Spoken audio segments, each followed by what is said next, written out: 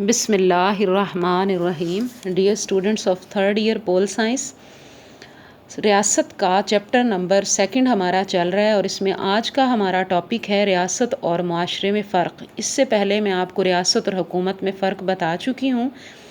تو ریاست اور معاشرے میں کیا فرق ہے، یہ بھی چیز پڑھنا اس لیے ضروری ہے کہ بعض دفعہ ریاست اور معاشرے کو ہم معنی استعمال کیا جاتا ہے. ان دونوں میں مشابہت ضرور ہے، لیکن ان کو ہم معنی استعمال نہیں کر سکتے، بلکہ اس میں فرق بھی بہت ہے. تو سیاسی شعور کی بنا پر جب معاشرہ منظم ہوتا ہے تو تب ریاست تخلیق پاتی ہے. جب معاشرہ سیاسی طور پر منظم ہو جائے تو پھر ریاست تشکیل پاتی ہے. معاشرے کا اولین مقصد افراد کی فلاح و بہبود ہے، اور یہ مقصد ریاست جو ہے وہ پایہ تکمیل تک پہنچاتی ہے معاشرے کے مقصد کو. تو بعض اوقات ہم ان دونوں کو ہم معنی استعمال کرتے ہیں اور فرق کو نظر انداز کر دیتے ہیں.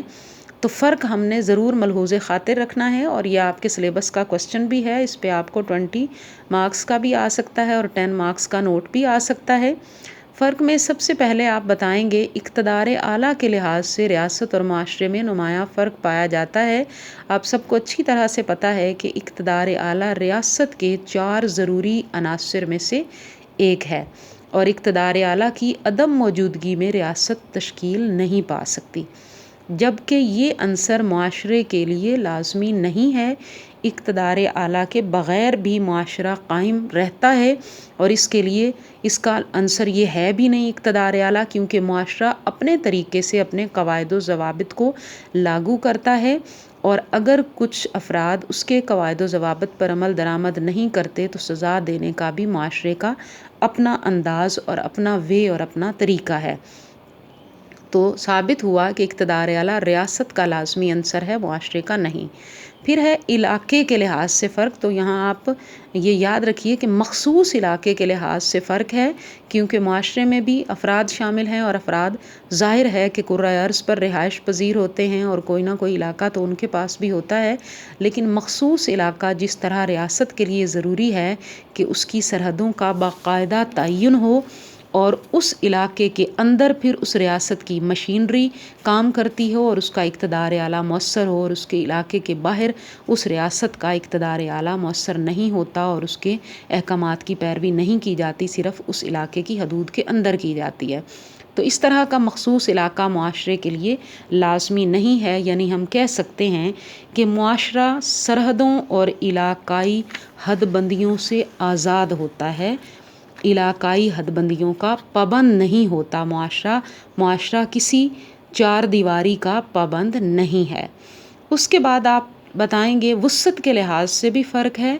ریاست کا دائرہ کار محدود ہے، ریاست کا کردار سیاسی ہوتا ہے، آپ کو پتہ ہے، جبکہ معاشرے کا دائرہ کار وسیع ہے. تو دائرہ کار کی وسعت کے لحاظ سے بھی دونوں میں فرق پایا جاتا ہے. اس کے بعد ہے ریاست معاشرے کی پیداوار ہے. کیونکہ معاشرہ پہلے سے موجود تھا تو معاشرہ زیادہ قدیم اور پرانا ہے. جب معاشرے کے افراد میں سیاسی شعور آیا اور سیاسی تنظیم انہوں نے بنائی، وہ سیاسی طور پر منظم ہوئے تو ریاست کی تخلیق ہوئی. تو ثابت یہ ہوا کہ معاشرہ قدیم ہے اور ریاست بعد میں بنی. تو ریاست کو معاشرے نے پیدا کیا، ریاست معاشرے کی پیداوار ہے. پھر آگے ہے حکومت کے لحاظ سے فرق. حکومت ریاست کا لازمی عنصر ہے. ریاست کے 4 اجزائے ترکیبی میں پہلا آبادی آپ کو میں نے بتایا تھا، پھر علاقہ، پھر حکومت، اور اس کے بعد اقتدار اعلیٰ.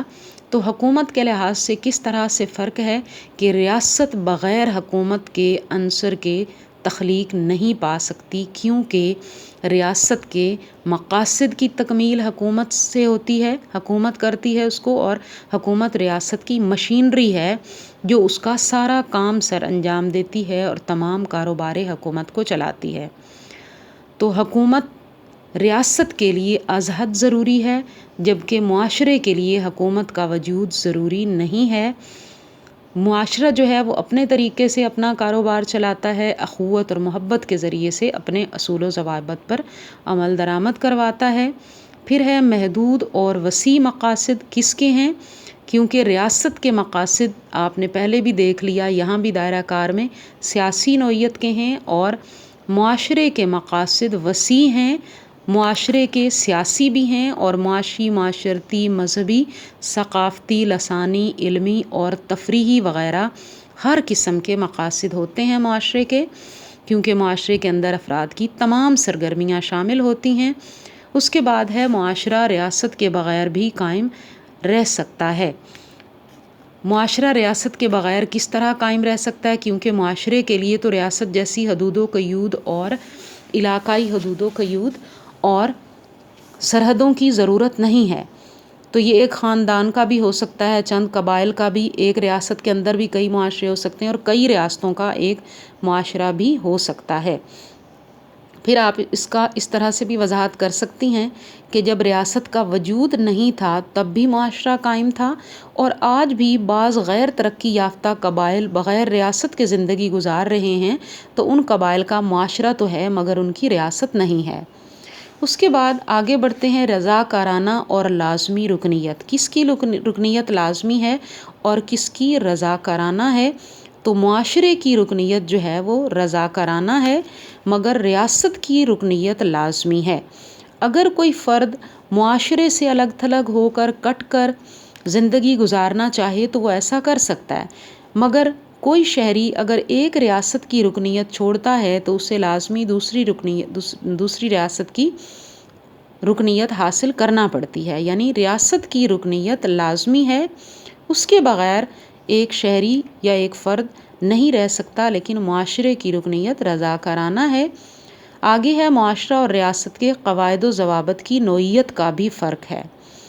تو یہ تو بہت کلیئر ہے اور کلیئر ہونا چاہیے سیاسیات کے اسٹوڈنٹ کو کہ ریاست کے قواعد و ضوابط کو ہم قوانین کہتے ہیں، جس پر ریاست اپنے طریقے سے عمل کراتی ہے انتظامیہ کے ذریعے سے، اور عمل نہ کرنے والوں کو عدالتوں کے ذریعے سزا دلوائی جاتی ہے۔ معاشرے کے قواعد و ضوابط کو ہم رسوم و رواج یا اخلاقی اصول بھی کہتے ہیں، اور جو لوگ معاشرے کے قواعد و ضوابط پر عمل نہیں کرتے، معاشرہ ان پر اپنے اخلاقی اثر و رسوخ اور اخوت اور محبت کے ذریعے سے عمل کرواتا ہے۔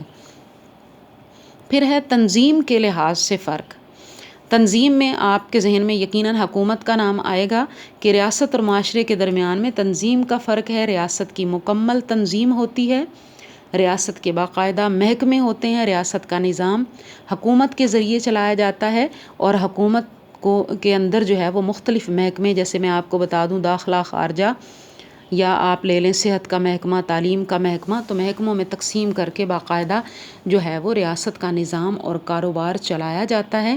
لیکن معاشرے کے لیے ایسی تنظیم کی کوئی ضرورت نہیں ہوتی، اور نہ ہی معاشرے کی کوئی ایسی تنظیم ہوتی ہے جو معاشرتی قواعد و ضوابط کو منظم کر کے باقاعدہ معاملات کو نمٹا سکے۔ معاشرے کا اپنا طریقہ کار ہے۔ پھر ہے ریاست کی حیثیت برتر ہے معاشرے سے۔ ریاست کی حیثیت کس طرح سے برتر ہے کہ معاشرے کے تمام ادارے اور افراد ریاست کے ماتحت ہوتے ہیں، اس کے کنٹرول میں ہوتے ہیں، اور یوں کہا جا سکتا ہے کہ معاشرے کی تمام تنظیمیں اور تمام ادارے جو ہیں وہ ریاست کے زیر اثر آتے ہیں، اور اس کے قوانین کے خلاف اپنے مقاصد طے نہیں کر سکتے، اپنے اصول و ضوابط نہیں بنا سکتے، ریاست کے قانون سے تصادم نہیں رکھ سکتے۔ لیکن ریاست بھی معاشرتی اصول و ضوابط کے مطابق ہی قوانین بناتی ہے، اور کوشش کرتی ہے کہ کوئی ایسا قانون رائج نہ کیا جائے جو افراد میں رائج رسوم و رواج سے متصادم ہو۔ بہرحال ریاست معاشرے سے برتر ہے۔ اس کے بعد ہے اثرات کی حدود کے لحاظ سے فرق ہے۔ معاشرے کی سرگرمیوں کا دائرہ ریاست کی نسبت زیادہ وسیع ہے، تو معاشرہ ریاست کی نسبت افراد پر زیادہ گہرے اثرات مرتب کرتا ہے۔ اس کے سیرت کی تعمیر میں، اس کے کردار کی تعمیر میں، اس کی عادات کو سنوارنے میں، بگاڑنے میں کس کا زیادہ رول ہوتا ہے؟ معاشرے کا، جبکہ ریاست کا رول زیادہ تر جو ہے فرد کی زندگی کے سیاسی پہلو سے ہوتا ہے۔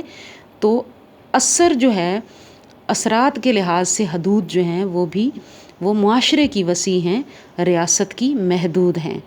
تو یہ 12 ہیڈنگز ہیں آپ نے اس میں سے ظاہر ہے ہمارے سبجیکٹ میں یہ خاصیت ہے کہ اس میں ہم جتنی جو ہیڈ لائنز بڑھا سکتے ہیں وہ بڑھاتے جاتے ہیں، تاکہ آپ کے مارکس کو بھی ہم مد نظر رکھیں کہ ایگزامینر آپ کو 20 میں سے میکسیمم جو ہے وہ 15-16 تک نمبر دے دے۔ اس لیے ہم ہیڈنگز بڑھاتے ہیں۔ مین چیزیں یہی ہیں کہ اقتدار اعلیٰ ریاست کے لیے ضروری ہے، معاشرے کے لیے ضروری نہیں۔ مخصوص علاقہ بھی ریاست کے لیے ضروری ہے، معاشرے کے لیے نہیں۔ وسعت کے لحاظ سے معاشرے کے مقاصد بھی وسیع ہیں، اور اثرات کی حدود بھی معاشرے کی وسیع ہیں، ریاست کی محدود ہے۔ ریاست معاشرے کے بعد بنی، معاشرہ پہلے سے موجود تھا، معاشرے کی پیداوار ہے۔